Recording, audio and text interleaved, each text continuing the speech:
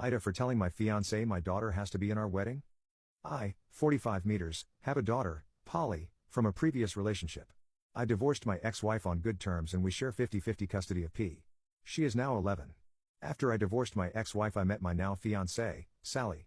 Sally and my daughter got along very well. After 5 years in my relationship with Sally I proposed. Sally was super excited and wanted to start planning right away. She looked at venues and started asking her friends to be her bridesmaids. She then told me she wanted her niece to be a flower girl. Which I had no problem with, but I said I also wanted Polly to be a flower girl. Sally looked at me funny and then said that she didn't think that Polly would fit the part. I got angry and told Sally that my daughter would be in our wedding. Sally started to become upset and said that the girls in the wedding were up to her and Polly wouldn't be one of them. I told Sally that if Polly wasn't in the wedding then there might not be a wedding. I stormed out and took Polly to get ice cream. Polly knows we are getting married and told me she thinks she will look pretty at whatever dress Sally decides she should wear. This broke my heart and I decided to text Sally. I told her I would be staying at a friend's to think this over. My mother-in-law texted me saying I am overreacting and that my daughter doesn't have to be in my wedding and I was and asked for saying that I would cancel. Update 1. Thank everyone for all the kind words and suggestions. To answer a few questions, my daughter is not disabled, chubby, or having an awkward phase, braces/glasses. I did ask if Polly could be a groomsman. Sally immediately shot me down. Sally is 39, she is the same race as my daughter, this is her first marriage. I tried to answer in many comments as possible. I came home to talk to Sally today.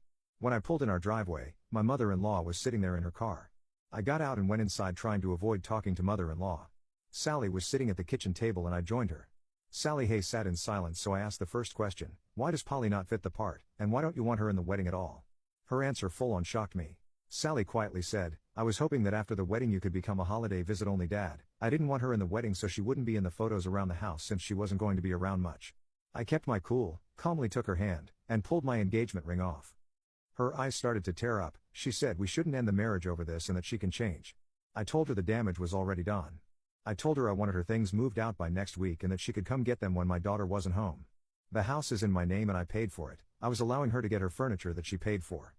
Sally stormed out and mother-in-law came knocking on the door saying I was being unreasonable. I couldn't imagine only seeing my daughter 3 or 4 times a year. The fact that Sally wanted me to give up part of my custody blew me away. I'm sitting on my couch just in shock. Our honeymoon was supposed to be in Hawaii. Looks like me and Polly will be going instead. Update 2. Thank you for all the kind comments and suggestions. We left for Hawaii a few days ago and Polly is already having a ton of fun. If you have any cool suggestions please drop them in the comments. As for my ex-fiancée, she has tried to reach out to me wanting to work everything out, saying she only did it because her mom wanted pure grandchildren. I still do not care. If she really loved my daughter and she wouldn't have acted on her mother's wishes. Sally has called my workplace to try and get in touch with me. She has even shown up a few times to try and talk to me and I've told my supervisor to just ask her to leave. Sally Hay has gone as far as messaging my ex-wife a few times wanting to know why her calls won't go through to me. When she caught wind that we were in Hawaii she was pissed. I'm still close with her brother, and he told me that her and her mom were going to try and get plane tickets. If that's the case I will likely file a restraining order.